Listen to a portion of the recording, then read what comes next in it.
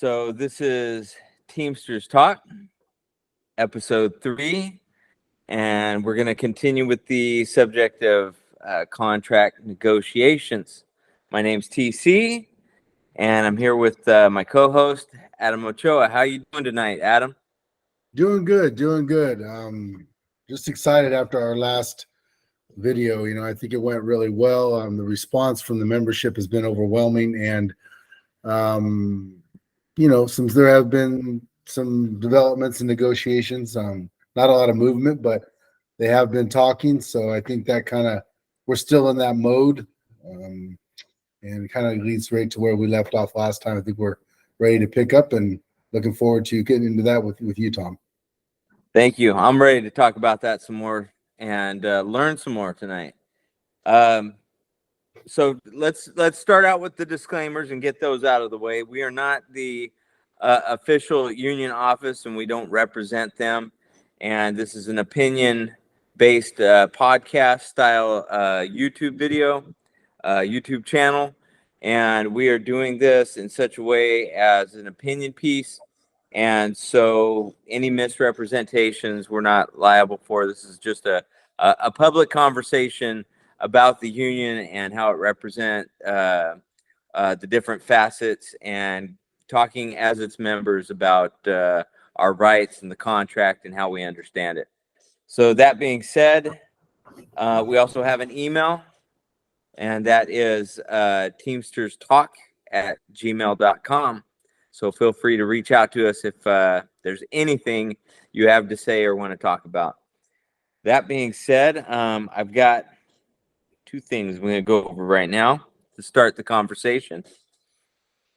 First is I want to define what a contract is. And under Google, in the definition, it says a contract is a written or spoken agreement, especially one concerning employment, sales, or tenancy, that is intended to be enforceable by law. That being said, we should also define what the word negotiation is. And the negotiation is a discussion aimed at reaching an agreement. So having defined both of those words and trying to grasp what we're going through at UPS and negotiating here right now, I'd like to also read, first of all, a quote that I read somewhere, and I think it really speaks to the heart of our negotiating power as the Teamsters Union. And that is when, if spiders could unite, they could tie down a lion. And I don't think anything speaks truer of our current situation. UPS is a lion. I mean, they are mighty in not just our industry, but in all industries in the world. They are up there. And we are unionized because guess what? I've heard, as a UPSer, I've heard many times over that we don't offer a product. We offer a service. And when you offer a service, you are standing on the shoulders of men and women in your employment, because they're the ones running the service. So we're part of that. And by unifying, we stop being little spiders and we turn into a lion ourselves. So our unification is everything. And we got to remember that going into these things. So I'm going to read the latest, and I'm going to turn it over to you, Adam. The latest that we've gotten on a report from UPS Teamsters, in short, is following a week full of in-person negotiations in D.C., the Teamsters National Negotiating Committee is taking no days off until UPS supplements are resolved.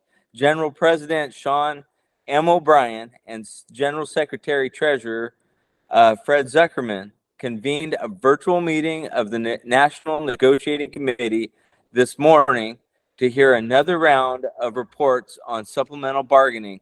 The committees are working hard to finish unresolved issues while maintaining a hard line against all concessionary proposals by the company. Teamsters are pushing the company to accept proposals that are important to the membership. And that was this morning, April 22nd. So that's the latest word that we've gotten. Anything coming down the pipeline to you? What do you think about that latest bit of news? Well, it is it's unconventional.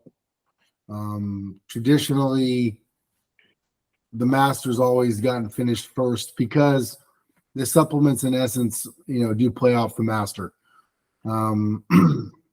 Generally, the wages for the entire country are negotiated at the Master.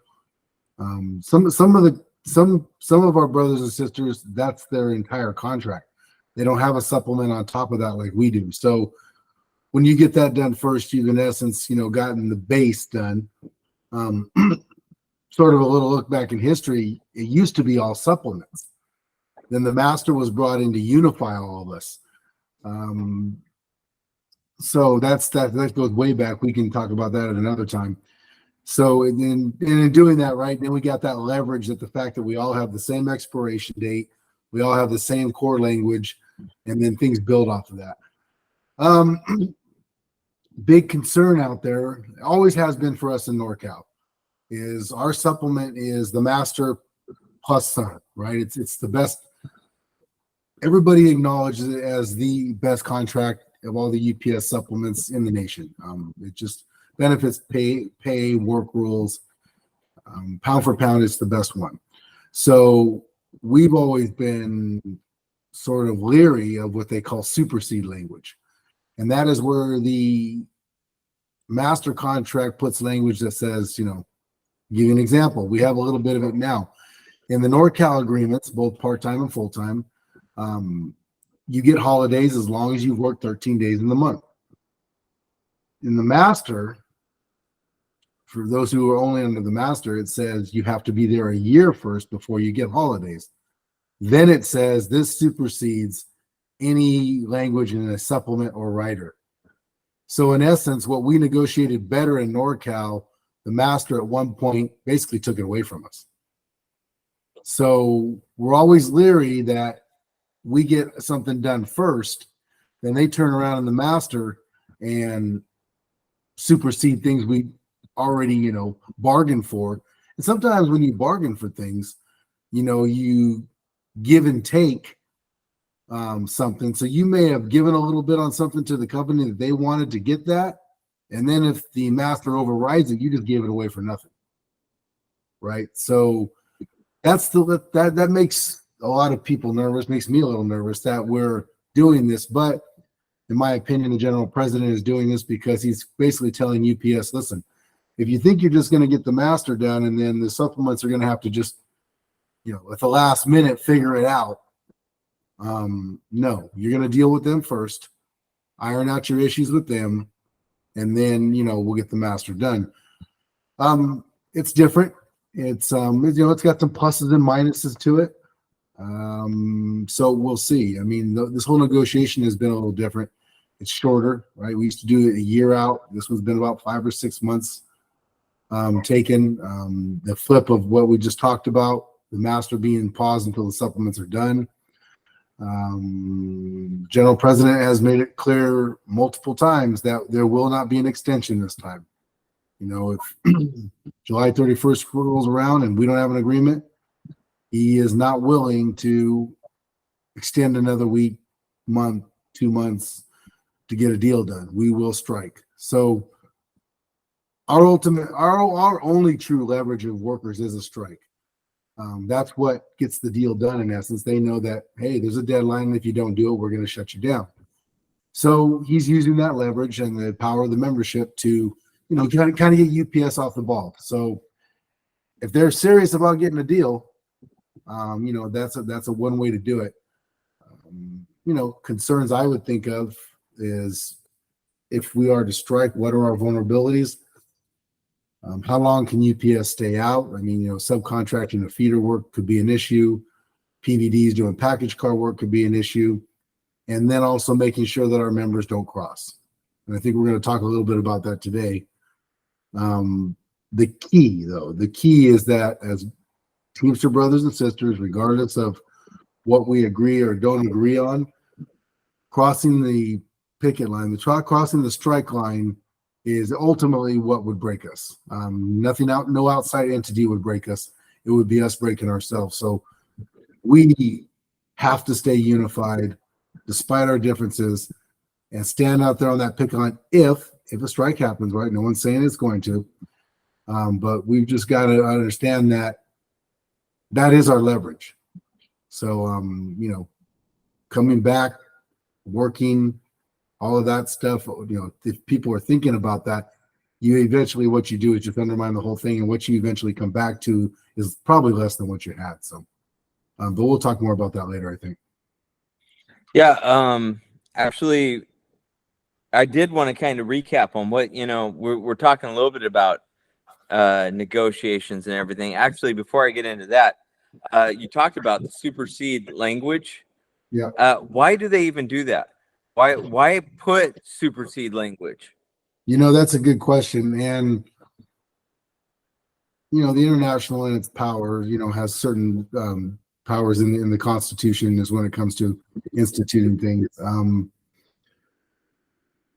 I guess the assumption is UPS is looking on a certain issue. We talk about holidays where they have a standard rule for a certain thing. And that was in there before I was on the negotiations for the last two contracts. And it could have just been that they said, hey, there's an issue around holidays. And we don't want 20 different ways of doing that. We want one way of doing it. And that was probably worth something. Whatever we got for that, I'm not sure. But the bigger the pie gets, the more you start generalizing and saying, well, this is good enough for everybody. Not so much, right? That's why we have supplements in the first place, because every region has certain little niches and things that they need that are specific to their membership in their region. So when you get that kind of language, and there's another place in the master, maybe two, can't think of right now, where that language exists. And I know NorCal, because we've got such a great supplement, we've always been leery about that. In fact, we've sort of publicized it that there better not be any supersede language. We've done that several times. And, the supplements and the bargaining powers on the national committee, some of them are on both. And so that's a good thing, right? Our chairman, our negotiating committee on the national also sits on our NorCal committee. So when they sit in those meetings for the master and they see this supersede language come across, they're going to be saying, hey, don't do that, because our members in NorCal, they're not going to vote they're going to vote this entire contract down if it's a big enough issue, right? So you don't see it much, but now that we're flipping the net master being put on hold until the supplements are done, it's now a bigger issue, or a bigger possibility, I should say. So we've got to be prepared to that. I know me and Tom were both at the membership meeting last week, and then we also had a educational meeting with the union and some fellow brothers and sisters. And I think as far as the NorCal position, I think we're aware of that, but you never know when something real significant can come down that it says, yeah, but this doesn't matter because the master says something different.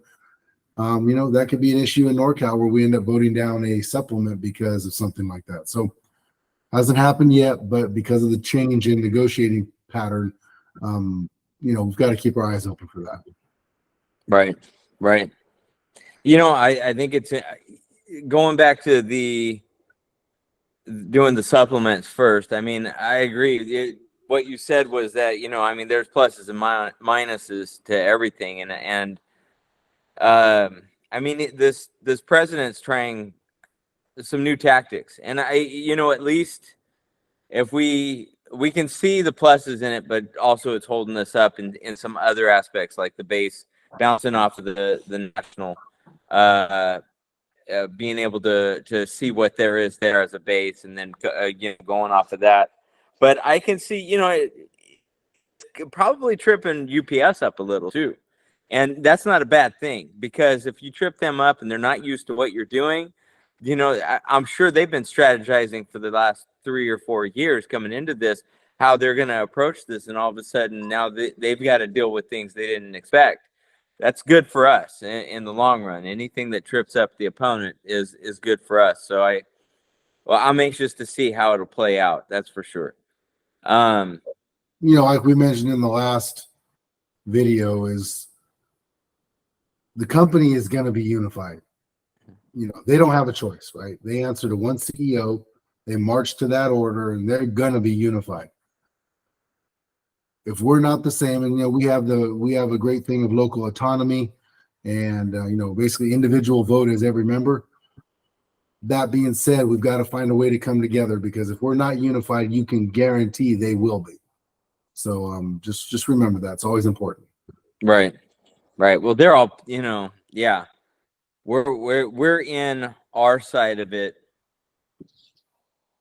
Almost, I mean, we're getting paid to go to work for them every day. We're not getting paid per se to unify, right? They'd rather us not. And so it's a very voluntary thing, but it is to our benefit. And we are ultimately getting paid using our leverage to get higher pay. So we're getting paid in the long run. The unity pays off, but it's not a direct line to those benefits. And so you've got to be willing to understand that and understand how it works, that you get to that point. That for them, it's very linear. They're all getting paid to do their job, and their mission is set by those who pay them. Who pays them? The CEO of UPS, and he's the one giving out the missions. You're going to do whatever you're told because you're paid. The reason we're getting paid is because we do a job. The reason we're getting paid so high, or we're getting insurance so well, or we're getting vacation, the reason we're getting extra is because of our unity and our willingness to unite under these efforts. And without that unity, we can't talk about that enough. But we need that unity in order to create that leverage. That is the leverage we have. Yep. And again, we're in the perfect business for that unity to work, because we don't offer a product at UPS. We offer a service, and service is based on the actions of those who work for you. Yep. So last episode, we were talking about your proposals. And some of the things that we were able to address was climate control. For the other ones, oh yes, the 22.4. You had language that was there before that you just took totally out, and then I believe we talked about the PVDs as well. We did. Is there anything I'm missing right now? No, I think probably the big topic. I mean, there's a lot. I mean, I'm looking here, and I said you got. I put these are my proposals sent to the union for the master. I'd like to know what we didn't talk about that's in your proposals that you think deserves a little bit of a, a little bit of a spotlight. Well, let's talk about, at the end of the day, what ultimately becomes, probably the most important thing to most members. When I was head of the local for 9 years, we negotiated, 16, 17 different contracts every 3 years with other companies, not just UPS. And generally, when you walk into a ratification meeting, right, and you give them that document that shows them all the changes, they look great. They thumb through it as quick as they can, and the first thing they look at is, what are the raises, right? Right. And then if the raises are decent, then they can, okay, now let's listen to the language. But if they don't like the raises, they're not always so willing to listen to the rest of the language, right? So I think it's valid. We should get into let's talk about the part-time raises that I've proposed, and then how I kind of think that how that plays into the national scene, and kind of where I see that going, just based on my experience being in those negotiations, and kind of why I'm proposing those numbers. And I think that's probably best. So let's start with the part-timers. And if you look at where to go here. So, and the proposal I gave to the local union at the ratification meeting looks like this. Says sort writer down here on the bottom. Tom can add that to the screen probably. And then, but if you go in And it's Article 18 for part-timers is where all your wages are. And this contract negotiation for all of us, part-time, full-time, doesn't matter, is unique in two ways.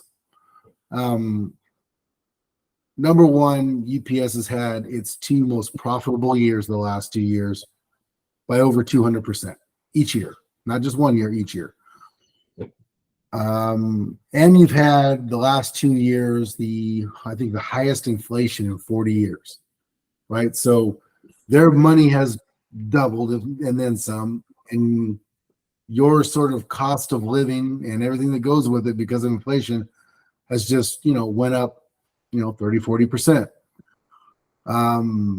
Those two things mean that there's got to be a significant amount of money. They've made a lot more, and just for you to break even, you've got to cover the inflation. Then to get a little bit ahead, which is what we should do with a raise, right? A raise shouldn't just keep us even. It shouldn't almost keep us even.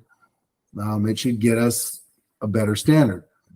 So for part-timers, first year, I'm proposing what in essence would be a $5 an hour raise.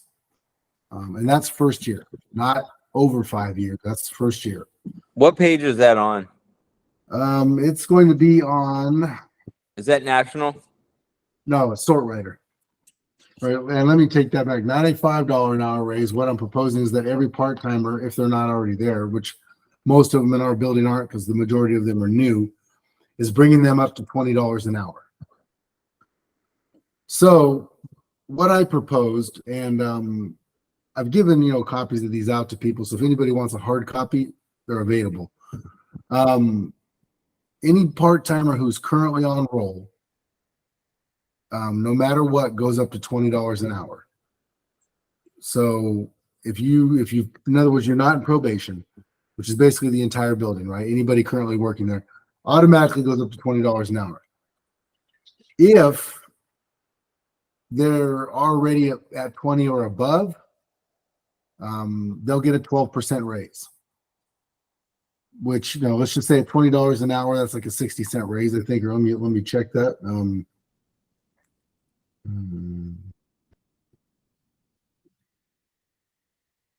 So that's a $2.40 raise. Jeez, my math was bad there. So if let's just use, we've got some part-timers that have been there as long as me and Tom.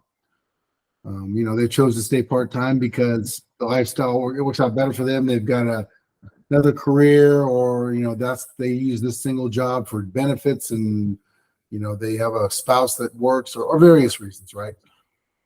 For them, anybody who's already working there, in essence, then would get a $2.40 raise day one. If you're at $20 an hour or more. Most of our part-timers are probably somewhere around 16, 17. I think like 1680 actually is what they're making. All of them would go to $20 an hour. So you're probably going to get anywhere from between a $3.20 raise to $2.40 raise. Traditionally, part-timers have never gotten more than $1 in a year, sometimes even less. So that's going to be a big bump for you. If you're a new hire, all new hires coming in will start off at $20 an hour. And then from there on, we'll get 3% raises every year, just like everybody else. So in essence, what that first year does is sort of gets you back up to a wage. And you can look at it this way. $20 an hour now is, definitely better than $15.80, which I think is the contract rate plus the raises you've gotten. That first year, you don't just need the traditional 3, 4, 5% raise, because that's what you needed just to improve. You need a big bump to get you past this inflation we've just had. And UPS just had, in those same 2 inflationary years, their 2 best years ever. So they should get you past the inflation and then get you back to where your raises actually were more. The question was asked of Tom in a meeting we were recently in, as long as we kept what we have, would he be okay with that? And he said no. And I agree with him. Once you start getting into that habit of, our members just picking whatever they can get, the company gets into a bargaining pattern of going, well, they'll just take something that's better than nothing. And pretty soon, what you used to fight for, like we traditionally do, and scratch and claw and take nothing less than the best. So you always going like this. You start getting into this, well, better than nothing, right? And which is this, and then it's lower, and then it's lower. So I agree with Tom, and I think it's, a lot of you out there agree that this contract, even if it's got some raises in it, which it will, it's going to have raises. They have to be better than they've ever been, just to be what we normally have, right? And not by a little bit either. I mean, it's got to be, part-timers need to have a starting rate of at least $20 an hour. Anybody that's not there needs to be brought up to 20, and anybody who's already there or above needs a big bump just to cover the inflation. So, and that goes for drivers too. I hear a lot of drivers say, yeah, well, we already make, $42 an hour. Okay, great. But we didn't get there because the people before us said, well, we'll just take whatever you're willing to give us.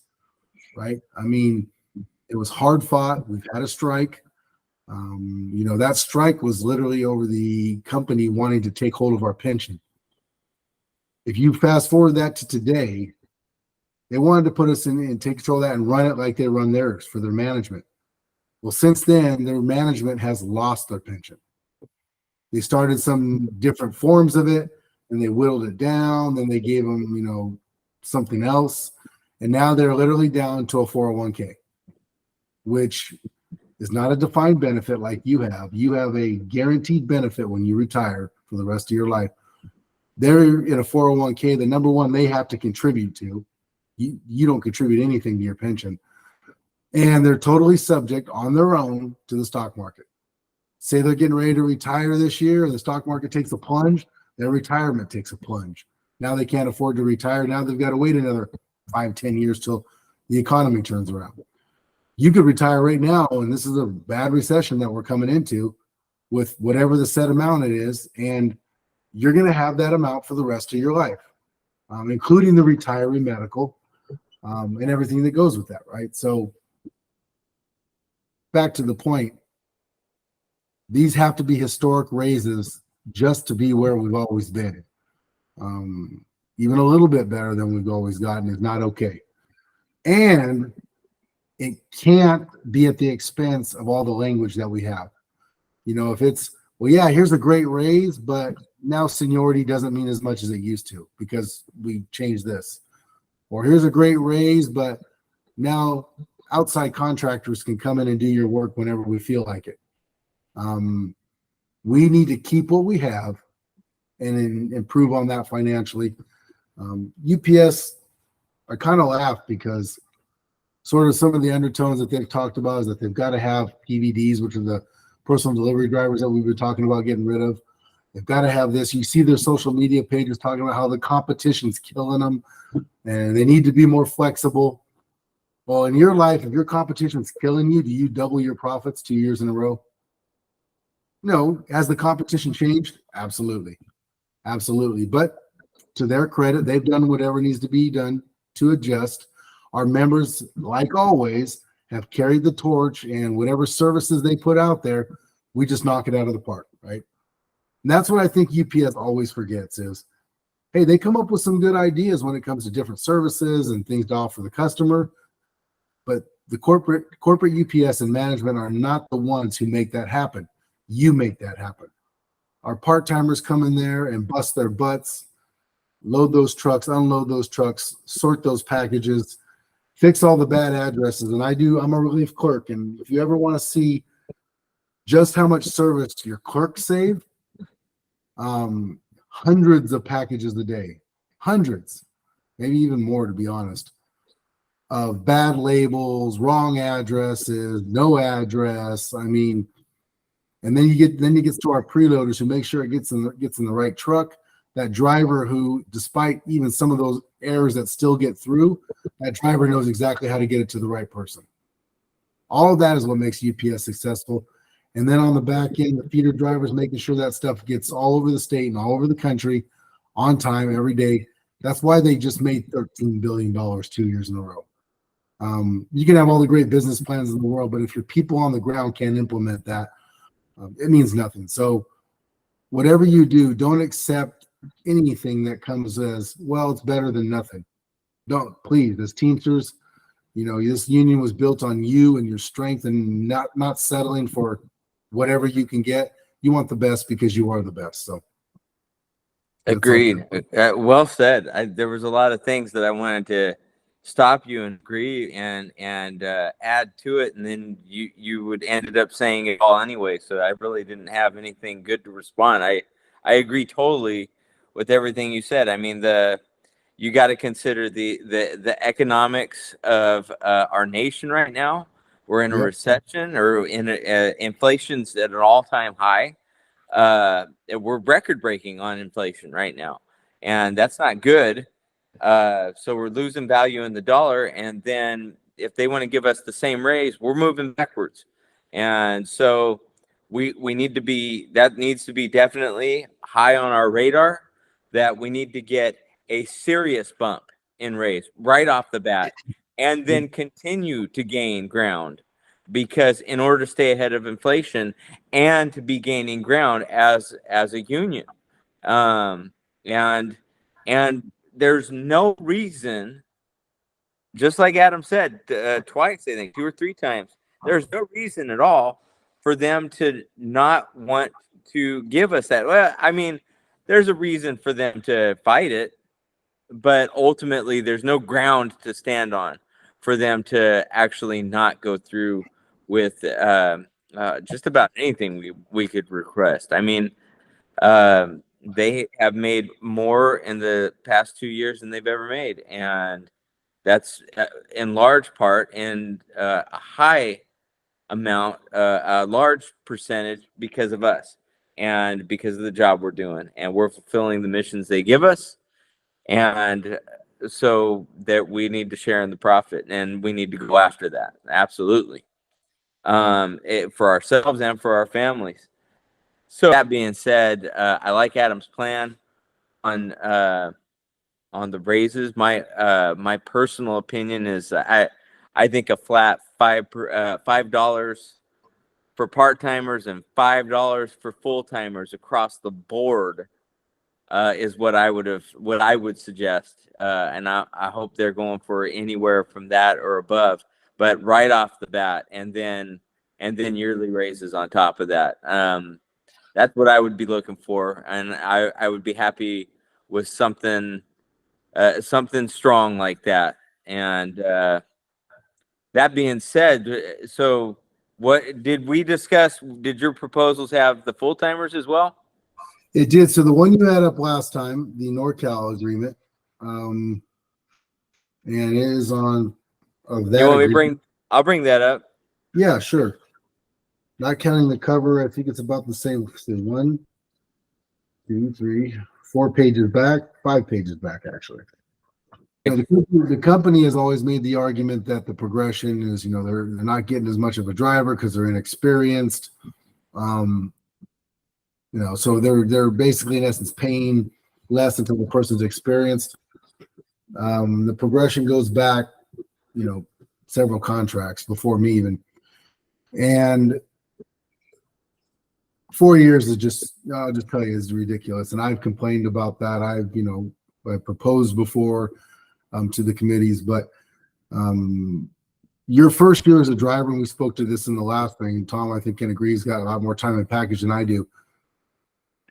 You're never going to get more experience in that first year. You're going to run a jillion routes, the worst routes in the building, the heaviest ones, the ones with the worst stops, everything, right? You're gonna learn the hard way regardless. So even if it's 4 now, and like I said, I propose to eliminate it completely. Even if it went to a 1-year progression quarterly, every 3 months you bump up until you're at full rate, that might fall into that argument of experience, right? But after the first year, you've paid your dues when it comes to experience. The real reason that progression really is just a previous contracts where you wanted to put in some raises or you wanted to keep medical benefits. That sort of diverted some money to other things in the contract. But once again, they're double record profits for the last 2 years. There's no reason to continue to do that. At the end of the day, they're working our package car drivers harder than they ever have. Even if they did respect the excessive overtime language, which they don't, it would still be, you want people to leave there semi-healthy, and the pace that UPS sets, and the constant pressure that they set on drivers, it's unrealistic. So back to the point, eliminating the progression for one, and then I think Tom's got it up, and then going into wages. What page was it again? I think you're on it right there. Okay. So first year for drivers, 12% for wherever you're at, whether the progression gets changed or not. If you're in your second year and the progression stays the same, 12%. These numbers are based on a full progression driver. So if you're in a lower progression, just add 12% to whatever your number is. But based on a full progression driver, first year you would bump up to 45.51, which is about $3. And then the following years it'd be 3% a year. And you're getting about a $1.30 in the next year, a little bit more than that the next year. Kind of goes that route. By the end of the contract, a full-time driver on my proposal would be making around $51.22. So let's just call it $51. 5 years from now, inflation this year is going to be big again. Recessionary, you're probably in this recession for at least another 2 years, because we seem to be sort of hitting the heart of it, right? So there's at least this year and then a year of recovery, hopefully no more than that. At the end of this contract, you could be 50-60% inflation over 3 years. So us making, and it sounds here in the Valley, yes, our cost of living is much better than probably the best anywhere in the state, with the exception of maybe just the ultra northern California where there's not much population. So people here, $51 an hour, but our gas isn't any cheaper here, right? Our property taxes are going out the roof just like everyone else. Our grocery bills are not any better. Everything, right? Housing costs. Houses in the Central Valley are almost unattainable for a large majority of people now. And because the Valley is so ag-based, and that industry has been sort of underpaid for a long time, yes, wages in this area compared to what other people make, it may be a lot, but it's not a lot when it comes to the cost of living. And you can't say that, well, because other people, and I hear this all the time from management, competitions, you're making twice as much with the competition's making, right? Well, the competition, percent of the entire industry, shipping, can easily pay their drivers what UPS does. But why don't they? Because there's no unified union leveraging all of their employees under one contract to strike them. And that's it. FedEx is a longtime competitor of ours ever since I've been there. They have the founder is still the CEO, so they answer to one person. They have no union. And show you interesting thing about FedEx. When I was on the NorCal committee, we had a rate sheet, and it was UPS and FedEx, your shipping rates. And the rates were almost identical. I mean, sometimes literally as much as a penny here, a penny there, right? So they're basically charging the customers about the same rate. And yet UPSers under the Teamsters union are making twice as much. So where's all that extra money going? It's going in Fred Smith's pocket, the CEO of FedEx, and his stockholders, right? It's not going into his employees. They pay for their medical benefits. They have a 401k that, they match, except in a recession, because in the last recession, they stopped the match and told the employees, hey, you're on your own. Whatever you contribute, you contribute. Your pension is guaranteed regardless of how UPS performs. So just remember that once we start accepting, well, the competition makes more than us already, or we make more than the competition already. Yeah, but here in the Valley, it's a good job. We've always gotten those great raises because we've leveraged the higher cost of living in, San Francisco Bay Area, Chicago, the more expensive parts of the country, because in order for them to make it, they've got to get more money. Hey, great for us. We don't want to start voting in lesser contracts because it's okay. We've got to keep that ball rolling that our predecessors did, and continue to demand better, because UPS can do better. Well, and to that point, so many at our center, so many drivers' kids have come in. You've got literally like dads working with sons, and you've got so many family members coming in, and they're at the start of their career, and their dad or their mom or whoever is coming to the end of their career. We're passing the torch here. Yep. So I mean, if you want to put a face to it, put your own kids. I don't care who you are. You might be in there. I don't know. You might be working there 5 years now or whatever, and maybe you got little kids. There might come a day that you want to get them into this great job, and that's not unheard of, because that's happened a lot. And when they get in, what do you want them to have? Yeah. Honestly, do you want them? And if we just keep settling for what we've got, slowly we're going to slip behind everybody else, because we're not gaining ground, and because we're not gaining ground, and because inflation notoriously keeps going up, whether in large jumps like it is doing lately, or slowly over time. It never goes back. And so if we just keep taking concessions, and yes, I'm going to call just keeping what you've got a concession, because you're losing ground when you do that. You're not keeping up with inflation. Your dollar means less and less and less as time goes by. So we need to go for more. We need to be strong. We've always been a strong union, and we still have that strength. So we need to be using it. And anyway, that's how I feel about that. Anything else to add on that, Adam? No, well said, Tom. And that's, there's it's almost a fallacy when you hear people say, well, the company's just looking for a win-win. Win-win is basically half of nothing.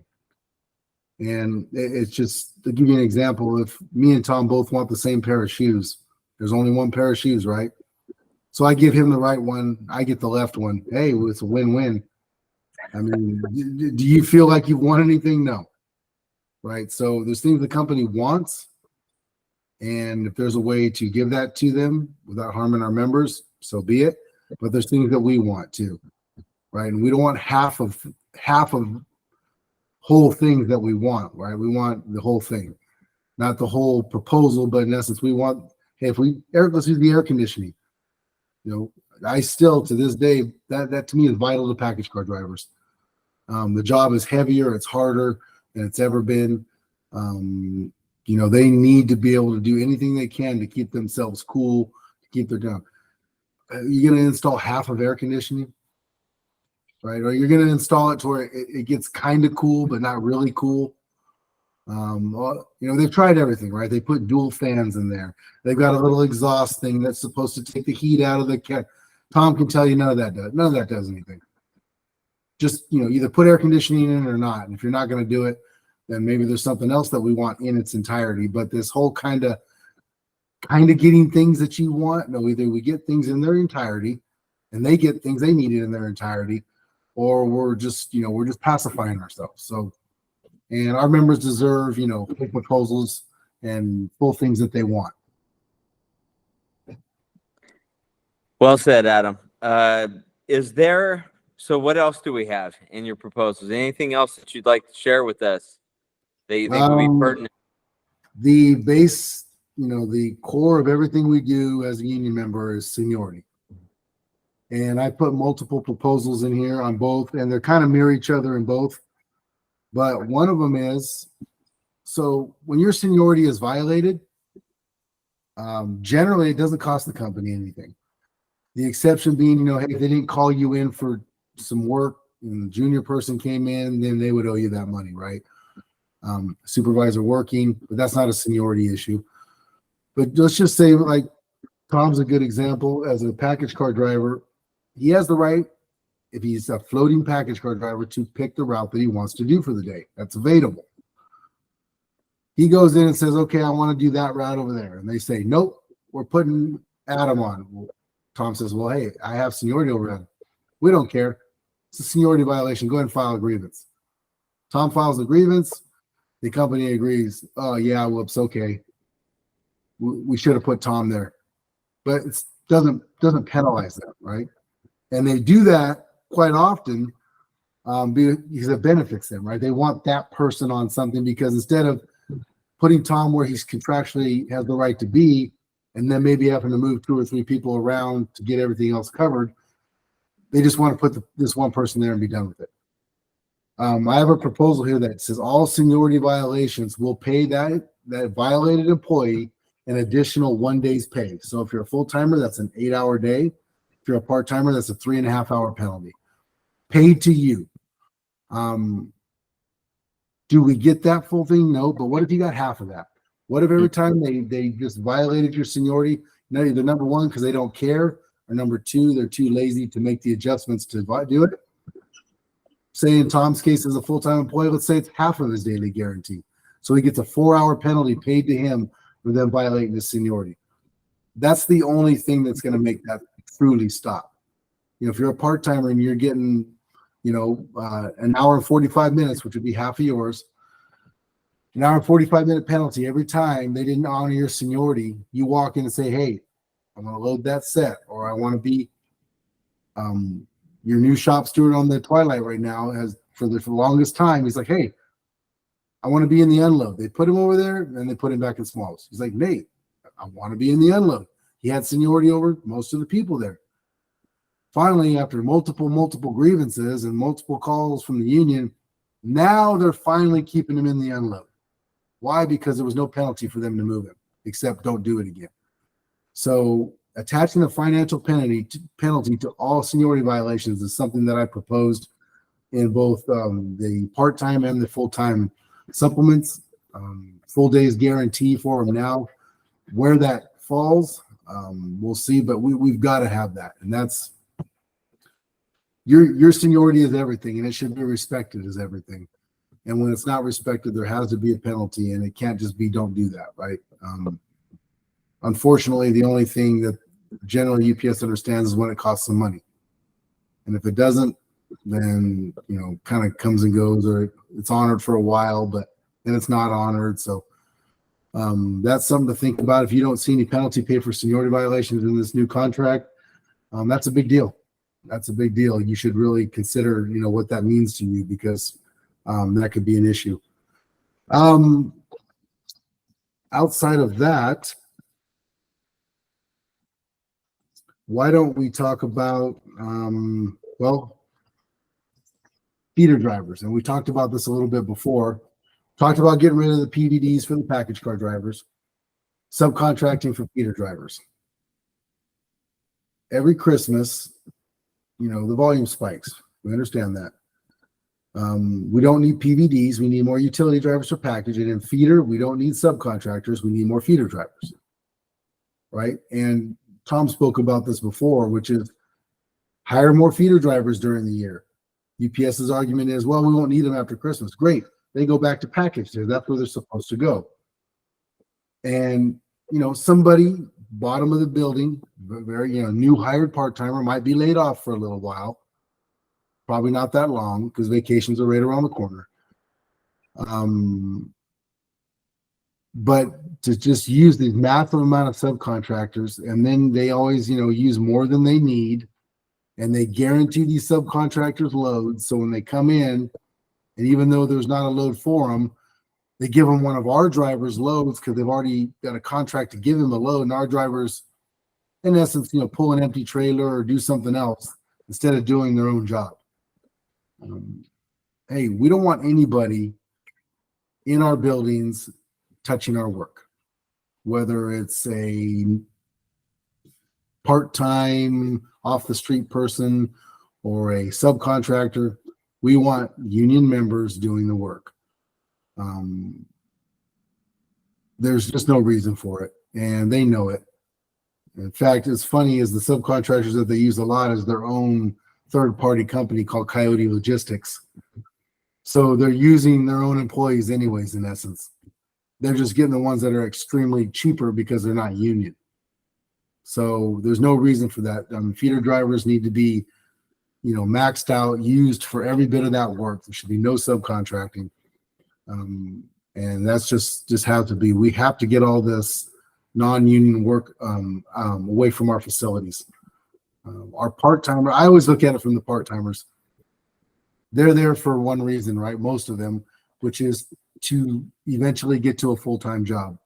If I'm a part-timer and that full-time job is 2-3 years out when I start, hey, so be it. But now it's 4, 5, 6 years out because UPS isn't being forced to hire more utility drivers and more full-time package car drivers and more full-time feeder drivers. But some guy coming in off the street whenever they need him to is doing that work. Why not just use me as a part-timer, right? Either as a utility driver where I'm making that extra money every day like the high seniority utility drivers do, or an extra feeder driver who, when there's no feeder work, goes back to package or back in the building on a double shift. It can be done. It can be done. So if we're not eliminating PVDs, subcontracting, that's a big deal. And part-timers, to be honest, you should be the ones who should be thinking about voting something like that down if it's not eliminated, because you can make whatever you make as a part-timer and you're going to probably get some good raises this time. You are going to get some good raises this time. But most of you want a full-time job, and if you've got to work part-time another 3 years or more because the PVDs and the subcontractors weren't gotten out of package, the drivers are still going to have their job, right? The issues for the PVDs, they do affect drivers, especially around Christmas. Drivers are losing a lot of their overtime. But part-timers, it really affects because it's keeping you part-time, right? It's keeping you part-time, and it's the only thing that's keeping you part-time at that point. So really think about that. Well, they're really using that as a way to circumvent the union. Yeah, exactly. And the PVDs do pay union dues, but they never make it long enough because the season's short to become full-fledged members. So they don't pay initiation fee. They don't pay any of that. And, I think Tom spoke to this too. It always bothered me too that, I want our stuff going out. I've said forever, UPS, our guys, men and women, always look the part. They pull up to your house, you got the nice truck, you got the uniform on. I don't want someone pulling up to my house, and I had this happen actually. Honda Civic, and his hat was backwards, and it hadn't shaved in a week, and he comes walking up with a box, and I thought, maybe it's the Unabomber, right? No, I take pride in the fact that our members look the part, right? We're the most professional, the best service. We're the standard for the industry.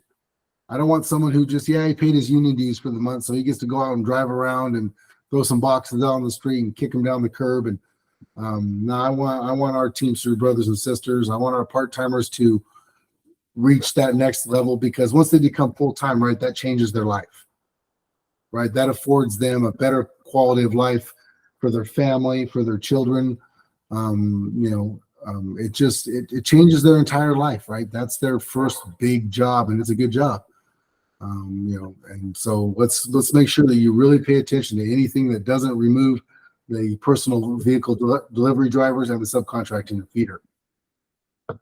Yeah, it's super important. That's super important. So, moving on from the proposal, unless there's anything else that you think we should talk about there. One more thing, and the the lunch periods have always been, and people don't know this because most people don't take it, but contractually, you're required to take an hour.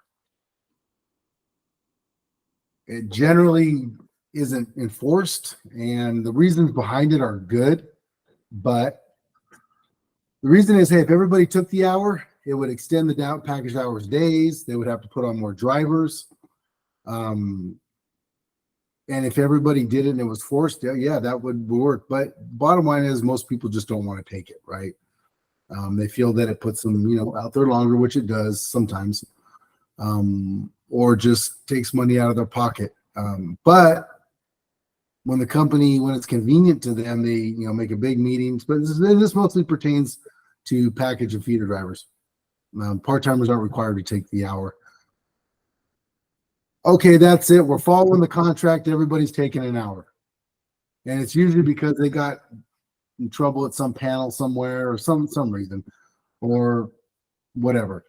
I propose that the hour lunch, you're required to take at least a half an hour lunch by state law, that the hour lunch be to the employee's discretion, right? So in the summer, if you're really hot and you need some extra rest, feeder driver, most of them work nights, they need the extra rest.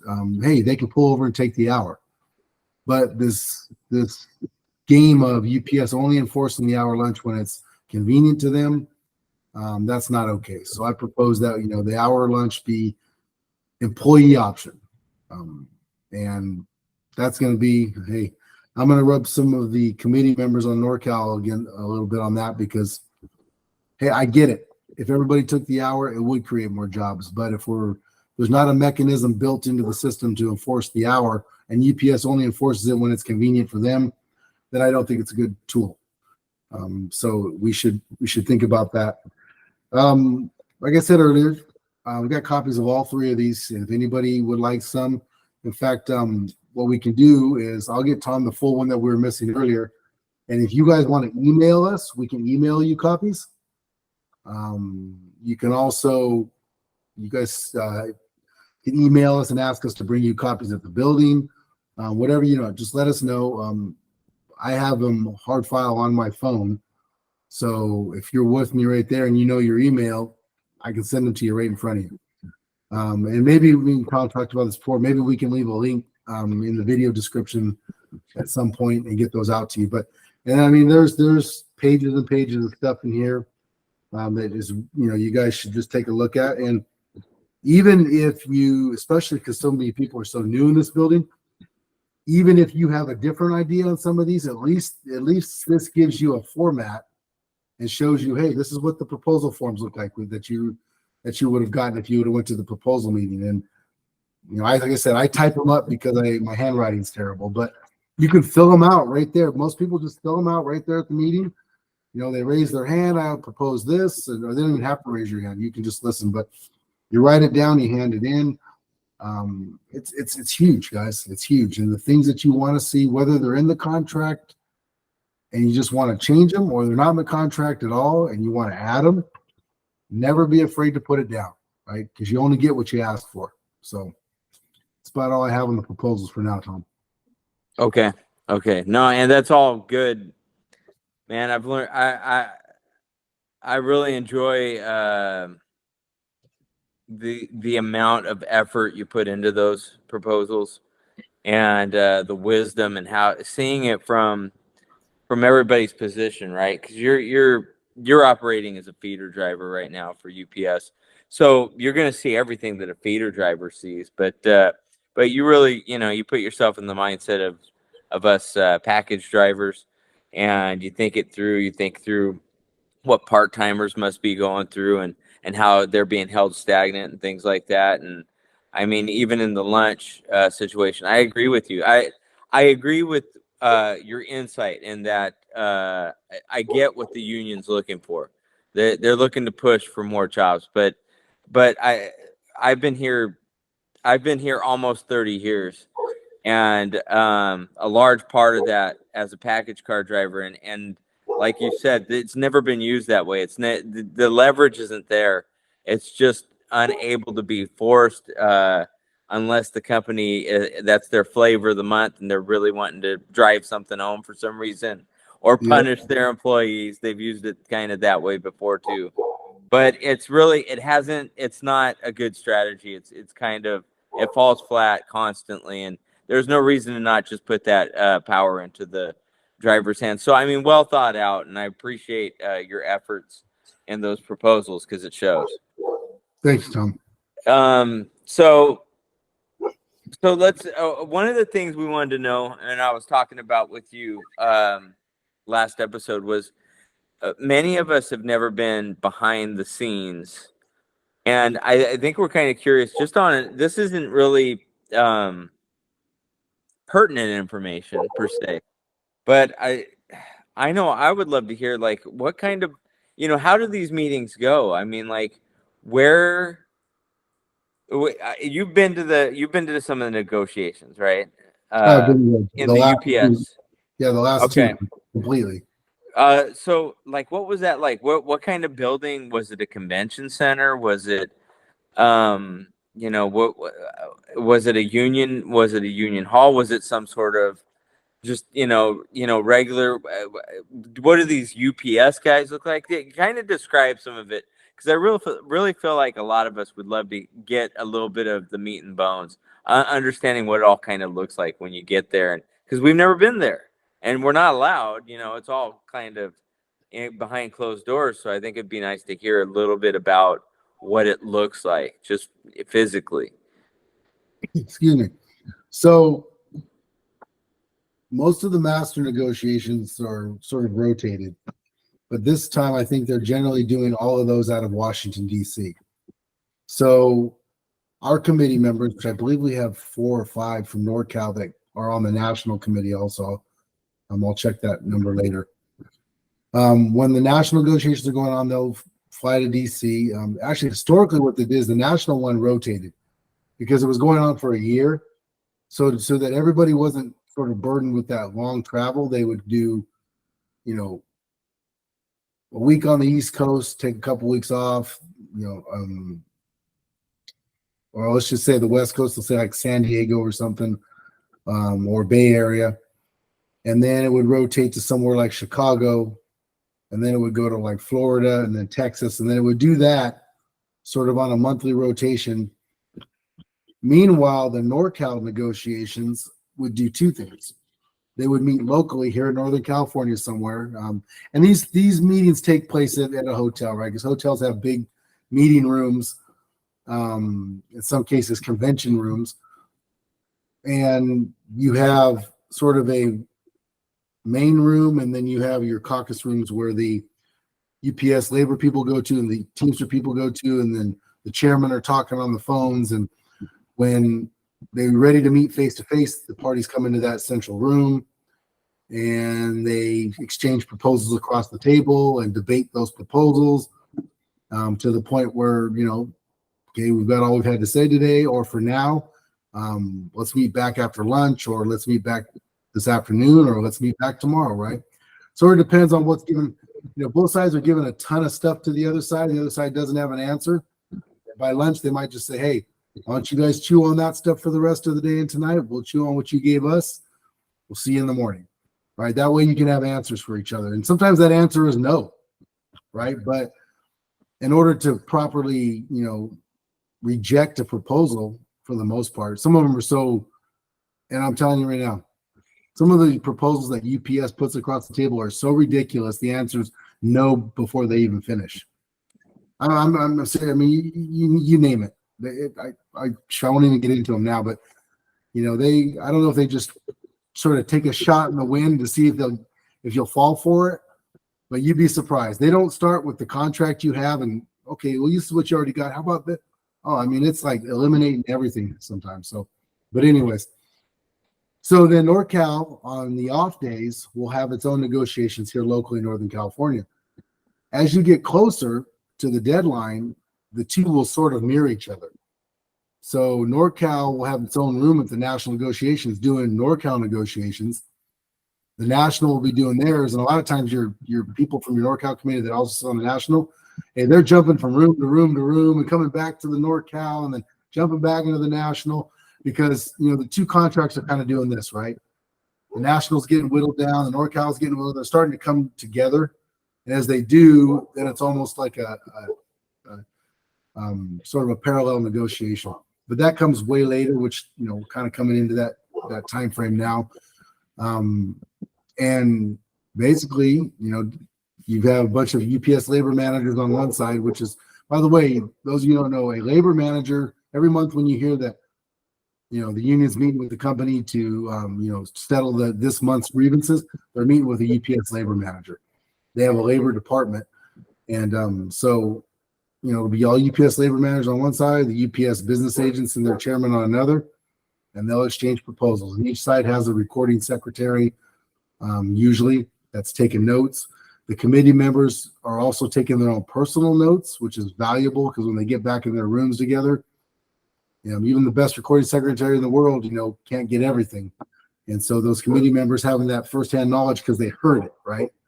It wasn't something that was told to them. They sat there and listened to the company say it. So they're taking those real good notes for themselves, especially when they hear a proposal that really affects their members in their local, right? That kind of catches their eye and they go, oh, wait, let me take a note on that. Let me and put my opinion down. Because when they get back in the room and they're talking openly among, the rest of the business agents, they're like, hey, that proposal on that thing, I'll tell you right now, that doesn't work for my members.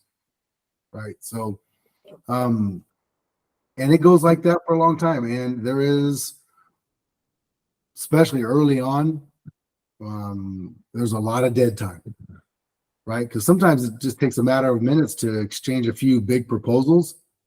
What's being asked is pretty straightforward.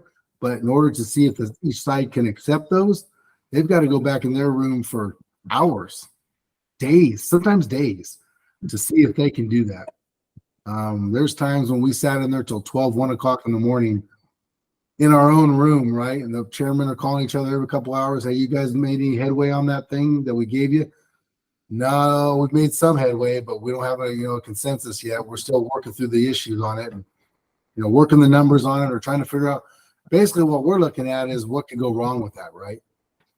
That's really Right. what you're looking at is, maybe some new work rule, right? And we're like, okay, well, number one, why do you need that? And they're going to tell you that. That's pretty straight. Oh, we need it because of this, this, and that.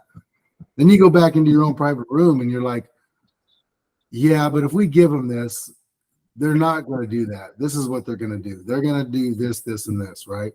Or they're going to expand it into this, this, and this.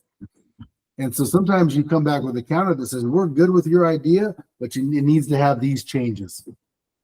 And, of course, they're going to say, well, what do you mean it doesn't work then? Well, then it doesn't work for us.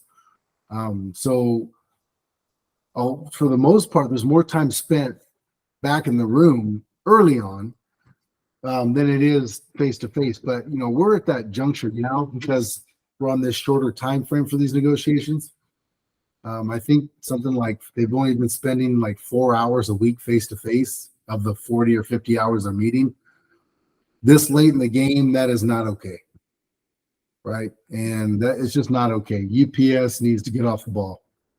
They're sitting there talking circles about stuff that literally our committee members are having to clarify what they're doing wrong. It's not stuff that we already have it. Vacations. They still can't get vacations picked on time. They can't get them accrued, right? People are constantly being shorted vacation that they have to get corrected. And payroll errors, oh my God. When I was at the local and we had 17 or 18 different companies we negotiated with, all the other companies combined don't have as many payroll errors as UPS does. Wow. And some of these we have canneries that have 2,000 members, multiple ones. We've got one in Hanford that's got 1,000 members, and they pretty much, for the most part, pay people. Right? The checks. There's a lot of other issues with those companies, and that's something for another day. But UPS just cannot pay people, and I've heard every excuse. Well, there's all these different pay rates, and heck, at a cannery, there's a bunch of pay rates, right, and a bunch of jobs. So it's just they're not investing whatever it takes to get it right because it's not a priority to them. So we need to make sure that things like that are taken care of. If you're a part-timer and half of your pay isn't right, man, that is, you're not making a lot as it is, right? And you're taking that part-time job. A lot of you are supplementing that with another job. Things are tight. Single parents out there working part-time here and full-time there. You missing $100 off your check, that's a big deal, right? And then their attitude is, well, we'll get it to you as soon as we can. It's like, oh, no, no, that's not okay, right? So they need to get that right. But back in the negotiations, that's how the process works. And it's crunch time, guys. If UPS doesn't start moving soon, we talked about it in the last couple of weeks, but our members really, really need to be sort of saving for a rainy day, because if you're prepared for a strike and it doesn't happen, great. You got some extra money to pay off a bill, go on a vacation, buy something nice for your spouse, buy something nice for yourself. But if it does happen, you'll have the money to get you by, or at least minimize that until you get back to work. And if UPS knows that that our members are unified, financially ready to take them on, that is a huge driver. It's a huge driver. So make sure you're not talking to management, telling them, "Oh God, I hope we don't strike." I don't know what I'm going to do if we strike, because they're constantly soliciting their management about, hey, what are you hearing out there, right? What are your employees saying? And if the overall sentiment is, oh God, or so if we don't strike, I won't be able to make it, their upper management, who's controlling their negotiators, is going to say, hey, listen, this membership is not ready for this. It's not ready for this. Hey, take them on, right? Propose all the concessions you can think of. But if they're hearing, man, the members, my employees, Teamster members on the floor, vigilant, and they're saying, hey, either take care of us or, we're going to shut this thing down. It all gets back. It all gets back. So more to come on strike benefits and things of that nature. I think that's probably a good topic for the next video. I couldn't agree more. I think we could make the whole next video on strike, the need to knows, all the ins and outs, and what could go wrong, what we need to do.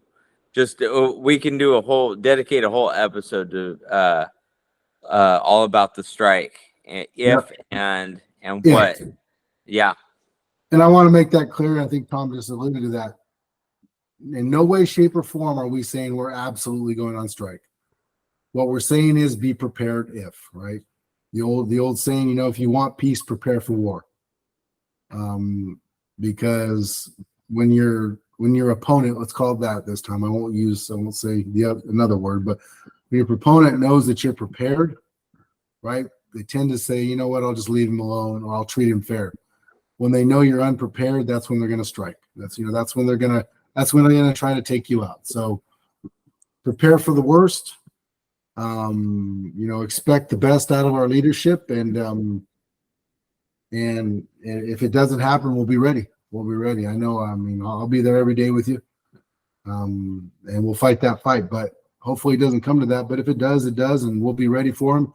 And I know, as long as we stay unified, we got this. And I'm telling every one of you, we stick together.